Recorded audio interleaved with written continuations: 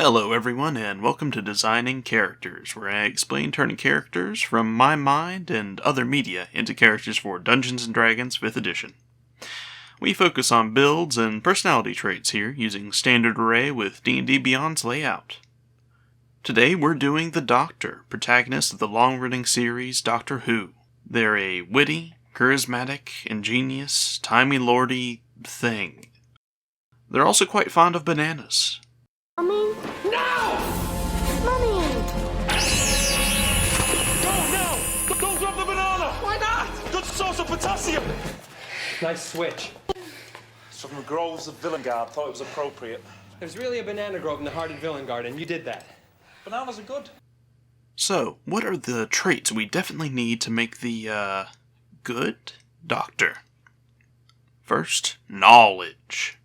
You know everything about anything, even if you struggle to remember it all because your head is too full of stuff. Second, charm. No matter your face, you've managed to capture the hearts of literally billions of people. You're a natural leader, even if you're a bit rude sometimes. Third, regeneration. We'll assume that you're playing a new face, so we'll call resurrection you making a new character. Hopefully it doesn't come to that. Talk with your DM. I bet there's some leeway there. But you definitely have some weird healing timey-wimey powers, if limited with your weird time-space energy. So, let's get that. Finally, we'll need a handy tool that can solve almost any issue for us that our skills can't. Unless the plot demands that it's a deadlocked seal, or, wood. Like those aliens from Signs. Oh, also, being good at running away will probably be helpful. There's a lot of that. So, let's start off with race. There is no nigh-immortal Time Lord that regenerates using glowing energy from the time vortex to regenerate before death race in standard D&D. Though that sounds like a fun homebrew, frankly. I challenge somebody to try that. However, there is something that gives us a few options that are similar. The Kalashtar, from Eberron, rising from the last war, are weird sort of humans that have spiritual heritage from the plane of dreams. I'd call energy from another plane space energy, so let's go with that. By choosing this, you have a +2 wisdom and a +1 charisma. Following these benefits, you get something called Dual Mind. This gives you advantage on all wisdom saving throws. You don't get charmed, you are the charm. Following that, we have Mental Discipline. This makes Gulocks cry and gives you resistance to all psychic damage. You've resisted torture, telepathic assaults, and over 900 years of loss and loneliness. The bard saying you have big ears with a cantrip means absolutely nothing to you. Next, we have Mind Link. Makes Gulocks cry even more. And gives you the ability to telepathically communicate with any creature you see within a number of feet equal to your level, multiplied by 10. This means at low level, it's, real close range, kind of like you have to touch them on the head in order for this to work. The creature only needs to be able to understand at least one language to understand you. This also lets you give a single creature the ability to telepathically communicate back to you for only an hour as an action, or until you end it manually as an action. Next, you have Severed from Dreams. You sleep, but you don't dream, giving you immunity to spells like Dream, but not spells like Sleep. This combined with Dual Mind explains why that one time you did have a dream you were so confused. You don't have these, you barely even sleep. Finally, you also know Common, Gwari, and one language of your choice. I'd pick Deep Speech. It fits that whole alien vibe pretty well. Moving on to background, for that time when you weren't a hero and had not yet saved the universe a million times over, you were a space nerd that was studying to become a Time Lord at the Academy. We think. Lore is apparently easily rewritten in this show. Don't overthink it. But, following that line of thought, will make you a sage. You gain proficiency in Arcana and History, 2 extra languages. I'd go for Primordial and Celestial here. Even out those languages from other planets. Planets. This also gets you the Researcher feature, which lets you know where to look to obtain the knowledge you don't know automatically. Keep in mind, this is up to the DM, though. You may need to roll some checks, or getting to where you need to go for that information could be a campaign or a quest all on its own. For character details, we'll say that you're chaotic good. Your entire adventure began when you stole a legendary artifact from your people and ran across the plains.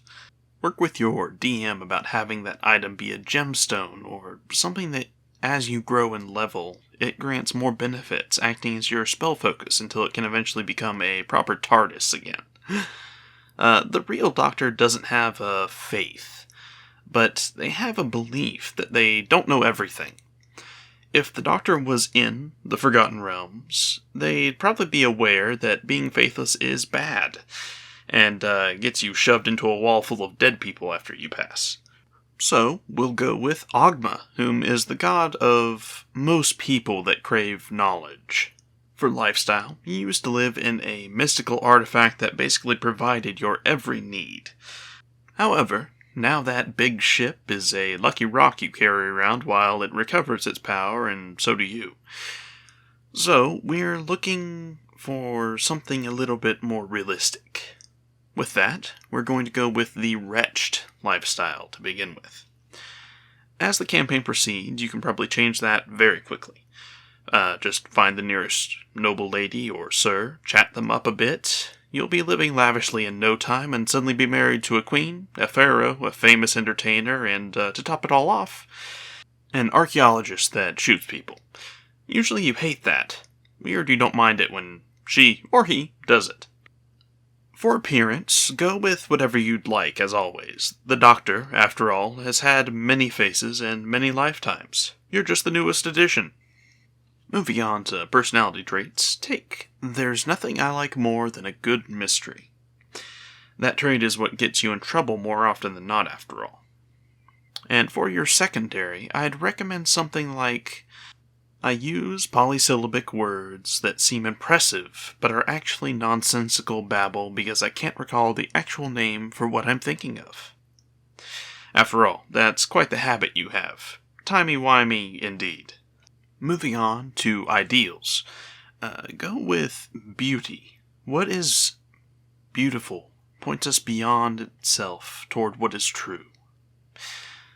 Beauty has so many meanings, especially for the Doctor, whom sees beauty in everything, even the abstract. For bonds, go with "It is my duty to protect my students," and alter one slightly, adding in "I hold an ancient secret that holds terrible power and must not fall into the wrong hands." After all, you know many secrets, and even a bit of your body or knowledge being spread could be deadly for many of the planes. Moving on to flaws, I would choose "Most people scream and run when they see a demon. I stop and take notes on its anatomy," as well as "I overlook obvious solutions in favor of complicated ones." Though there are many here that would work well depending on which face of the Doctor you're trying to emulate. But overall, they're all fairly common for him, and there's nothing wrong with picking more than two either. Characters can find strength all the time, but interesting characters have more flaws than not. It's what makes them more realistic. And finally, here at the end, moving toward the notes section. As usual, leave the tabs open for future notes, but for backstory, perhaps use what we've touched on prior. You were part of a noble caste from your people of the Plane of Dreams, but desired to learn more, to adventure, to see the worlds. You stole a legendary relic of your people, used it to travel across the plains, and perhaps time itself. You're not certain. When you arrive on the new plane, wherever the campaign has begun, you discovered that due to your ineptitude flying the artifact, it's been damaged. Reduced to a shining blue gemstone that acts as a basic channeling focus for you now, holding only bits of that ancient mystical technology that it once did. You must work to help recover its power, understand it, and do your best to help those around you along the way. Now, talk with your DM, bounce ideas around. There's bound to be some solid storytelling options for both of you to have fun with, and use that as a basic skeleton. My recommendation? Don't try to play exactly the Doctor. Use this as a basis and build up something all your own from it. It's what makes D&D fun. Now, on to the mechanical side of things. For ability scores, we'll be using the standard array system. If your DM is alright with you rolling, that's great, but I assume all DMs are heartless monsters that crave perfect balance and hand their daggers to their daughters that they throw over cliffs. Oh, that could be a different video. First, we'll go with 15 charisma. There's a reason you're able to charm your way out of nearly any situation, or instill fear in creatures that supposedly lack such emotions. Next, we'll put the 14 in intelligence. You are a genius alien. 13 in constitution. You survive quite a long time considering you have a mostly normal humanoid body. Though those 2 hearts probably helps with the death saves quite a bit. Put the 12 in dexterity. Half of your show is you just running everywhere. And you've dodged point-blank laser fire before. And they weren't stormtroopers. Moving on to your 10. I'd slap that in wisdom. Your race will help bump this to a 12. It's not that you're unobservant by any means, but you don't always think your plans through. In fact, you don't really ever do that. You're more of a by the seat of your pants kind of alien. Finally, 8 in strength. You're not really known for your raw physical ability. A couple of your incarnations are in pretty good shape, but that's more represented by your constitution and dexterity for the feats that you're shown doing. And we don't really need it for anything. Next up is class. And we'll kick it off with Rogue. Yeah, you have some neat gadgets, and later on you get regeneration beams, but you don't use weapons. You use your skills, knowledge, and words to win your battles. You're also very good at running and hiding. This does all of those things fairly well. Plus, you did start your entire campaign stealing a legendary artifact that travels through the planes at your whim as a level 1. Rogues get a 1d8 hit die proficiency in dexterity and intelligence saving throws to help with avoiding all the explosions and lasers going on around you. As well as light armor. You wore a trench coat as one face. That counts as leather, right? You also have simple weapons, hand crossbows, long swords, rapiers, and short swords. The Doctor doesn't use guns. They just slaughter entire species by pressing buttons instead. So those crossbows are out. But you did draw a pistol, and you had some good aim with it that one time. Even if it was a gemstone, not a person you shot. You did use a long saber-like sword that one time. You got your arm chopped off as well. Reflavor that as a rapier, and there you go. Now we need a sonic screwdriver. Use your proficiency in Thieves' Tools to represent this. If you fail the unlock DC, just use the plot armor of it being deadlock sealed, or maybe it's just wood. You also get 4 skills from the rogue list to obtain proficiency in. I'd take Perception, Insight, and Investigation, representing all that ability to read people and a scene, take in as much information as you can. And then, Persuasion, for solving the issue as diplomatically as possible. Until they tell you no, then end their entire species.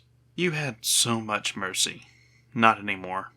Finally, you get expertise in 2 skills. Choose Persuasion and Insight. You have a lot of knowledge, but that hinders you more than helps you most of the time. But people? You're good at people. As many times as you fail charisma checks, you've also had a villain perform a complete 180 and help you instead. Usually sacrificing themselves for you. That or complete strangers doing the same thing. But we don't talk about that part. Unless it's while glaring ominously from a companion's question. This also gives you Thieves' Cant, a special language that only other thieves know.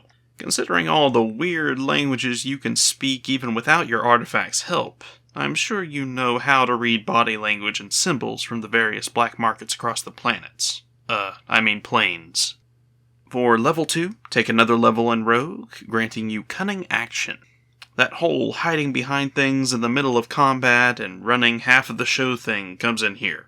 You're able to use your bonus action to dash, disengage, or hide.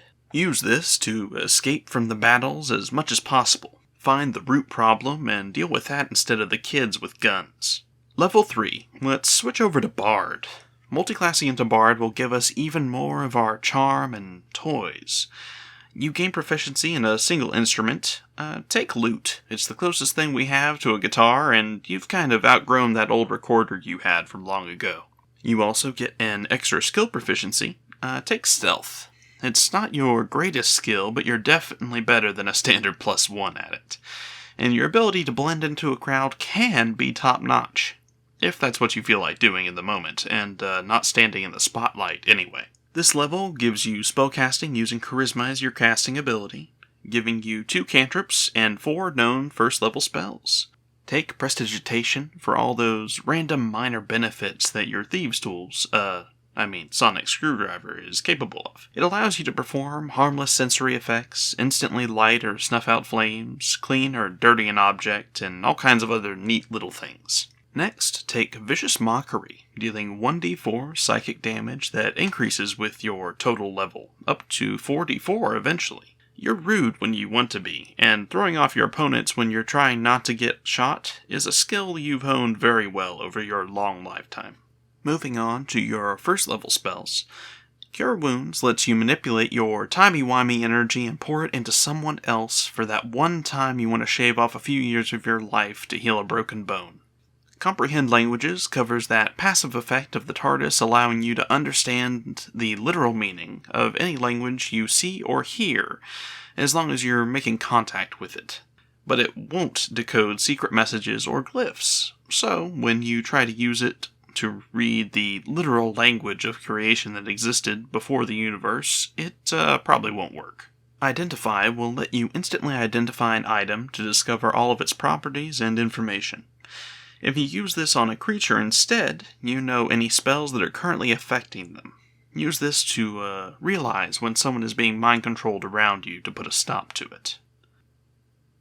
Heroism will let you cause yourself or a creature you touch to become immune to being frightened and gain temporary hit points equal to your spellcasting modifier at the start of each of its turns. You've stared down entire fleets of flying warships with their entire military power aimed at you, and intimidated them down.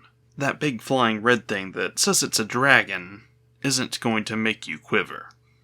You also gain Bardic Inspiration. This lets you give an ally an extra 1d6 to any ability check, attack roll, or saving throw it makes for the next 10 minutes. You have as many of these as your Charisma modifier, so 3 per long rest for now. So, now we've got some of our tech, but we need some more. Take your 4th level in Bard. Level 2 Bards gain Jack of all trades, giving you half your proficiency bonus to any skills you aren't proficient in. Helping a bit with that I can do almost anything aura that you've got going on. This also grants you Song of Rest, allowing you to add your Bardic Inspiration die to heal your party members an extra 1d6 hit points on a short rest.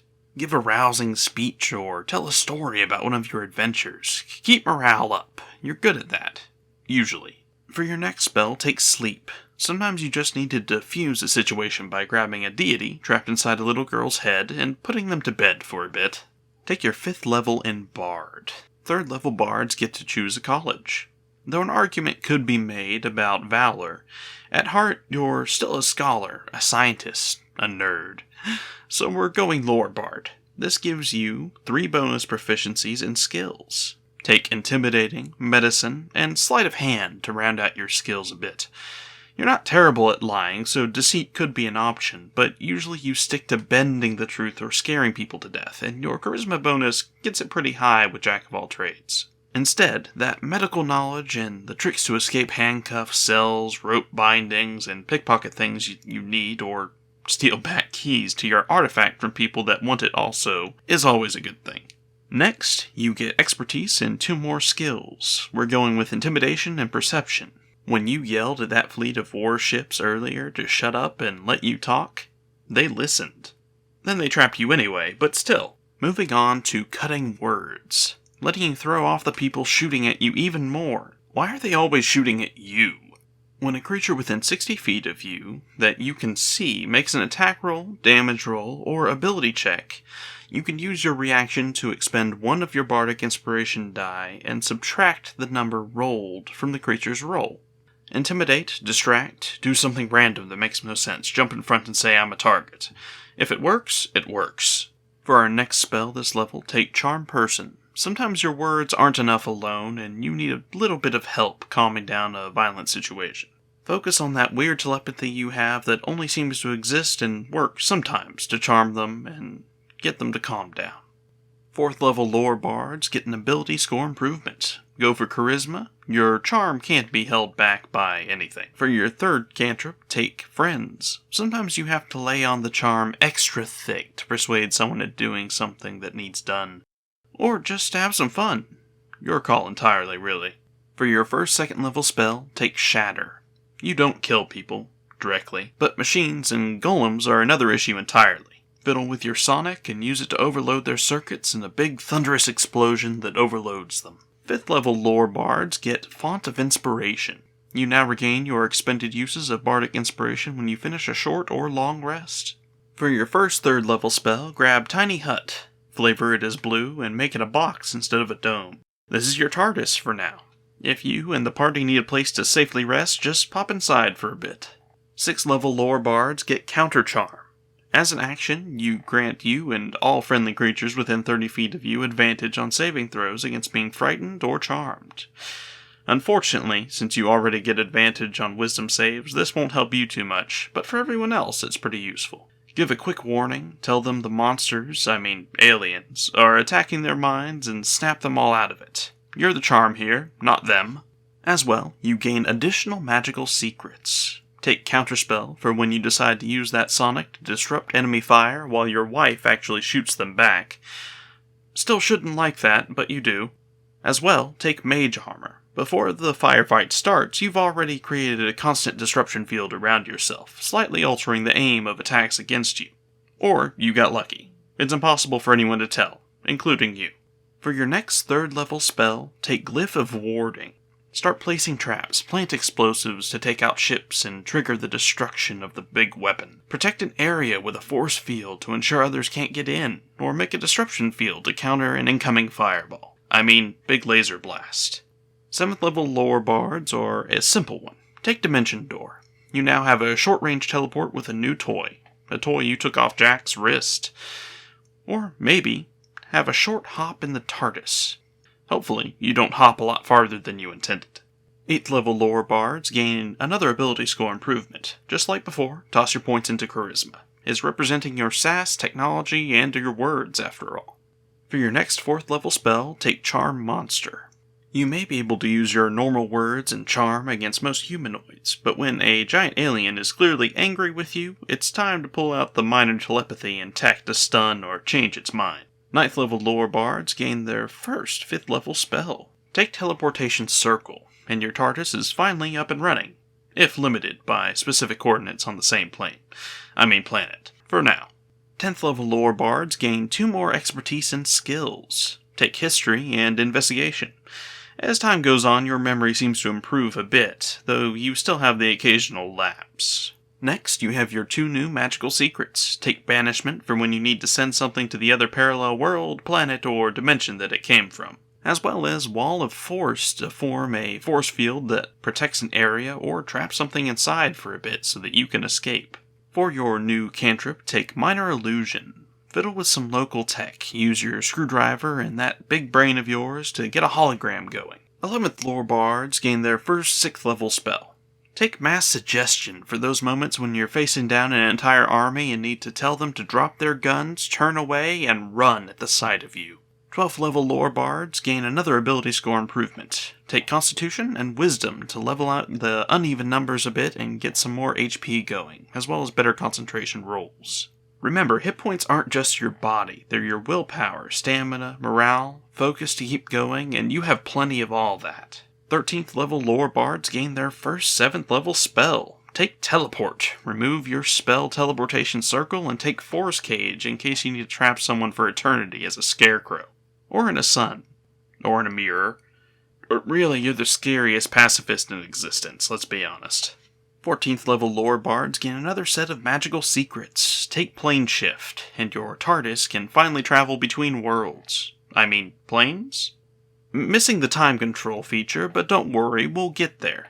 Next, take Contingency. Set up traps, outsmart the opponents, and overwhelm with odds and combinations no one else expected. You also gain Peerless Skill, allowing you to add a Bardic Inspiration die to your ability checks. 15th level lore bards gain their first 8th level spell slot. Take Feeble Mind. You're not a fighter, but if you need to permanently strip someone's mind, you're fully capable of that. And so much worse if you're angry. 16th level lore bards gain another ability score improvement or feat. This time choose Feat, and take Fey Touch, representing your inhuman characteristics that stand out slightly. You gain +1 Wisdom to completely even out your ability scores, as well as learning Misty Step and one other first level spell of Divination or Enchantment. Choose Sanctuary, though Shield may not be a terrible decision either. You may cast both of these spells once per long rest for free. Create a protective field around yourself or another as you run. Make it clear you don't want to fight, and if things get tough, smack that watch you stole from Jack and get a short-range teleport instead. 17th level lore bards gain their first 9th level spell slot. Welcome to the big leagues. Take Foresight for those rare moments when you can pause, focus, and truly see into time itself, in case you need to duck underneath a really big fan that wants to cut you in half. Or if your companion decides to look into the time vortex and see infinite possibilities. Either way, our capstone is 18th level lore bard, gaining 2 more magical secrets, and here we get the final big ones. Take Wish and Demiplane. You now officially have a proper TARDIS once again. Now this is where it's going to get a little finicky, because there's no spell that truly allows for perfect time travel. Time Stop would allow us to manipulate time slightly, but that's not really what the TARDIS does. Instead, we're going to try to do something that hopefully your DM is cool with. Try to use Wish to travel through time freely for your adventures. Work with your DM to avoid the drawbacks of the Wish spell that cause immediate drawbacks. Perhaps instead of suffering the drawbacks instantly as soon as you use that spell, use it uniquely. As long as you use it with certain rules in mind that only you can see and feel, you don't suffer the negatives. Instead, if you break those rules, CR20 monsters come to swarm on you and through the wound in time that you've made to kill the entire town, you, and your party. Work with the DM. There's probably some room there to finagle if all you're doing is using the Wish spell to travel back to a different period in time, as long as the gods don't fiddle too much and aren't against you going back in time just to have some adventures and not causing the next calamity. It should be workable, at least I think it is. If not, well, replace the Wish spell with Time Stop, and you'll have an almost TARDIS instead. Now that we've finished, the question rises, how viable is the build overall? As always, it depends on the campaign, but for your strengths, you have tremendous versatility. You're the best face in the party for hostile and friendly interactions with a 17 persuasion and intimidation bonus. Jack of all trades, covering all other bases, a 14 bonus to insight, investigation, perception, and history. There isn't anything you're bad at, and a lot you're great at. Throw in the ability to add a D12 to your own checks, and you're probably the best skill monkey in the party. Now, when skills fail you, you have a plethora of other options that control, hinder, stun, and amplify with amazing utility and especially movement options. Even without your spells, you have Cutting Words, Inspiration, Mind-Link Telepathy, and a 200-foot range, and Counter Charm to give you excellent ways to help your party without the biggest advantage you have. The Rogue Dip that you've acquired, sure you don't use that sneak attack for much, but that's not what you took it for. It will let you disengage, dodge, hide, and stay out of trouble, allowing you to help nullify a little bit of your weaknesses. Finally, your technology know-how with the spells that enhance your skills even further, such as cantrips like Friends, or spells that help cover your weaknesses like Mage Armor and Sanctuary. You have tremendous versatility and options to shut down other spellcasters, crowd control, provide safe utility for your party, and end almost any situation non-violently with a bit of work. Finally, your biggest benefit is the raw mobility that you can offer yourself and your party at high level. Misty Step, Teleportation, Plane Shift, Demiplane, and Wall of Force are all phenomenal spells at keeping the party alive in bad situations. As for weaknesses, assuming fixed hit points, you're looking at 143 total HP, putting you in range for a lot of nasty spell effects at high level. Things like power word stun, power word kill quite easily. You can't take many hits, and worse, it's pretty easy for you to take the hits with your 14 AC using mage armor, and low damage potential with your actual offensive spells and attacks being nearly non-existent. Shield and Sanctuary can help with this, though. You're not here to do damage, kill, or get onto the front line.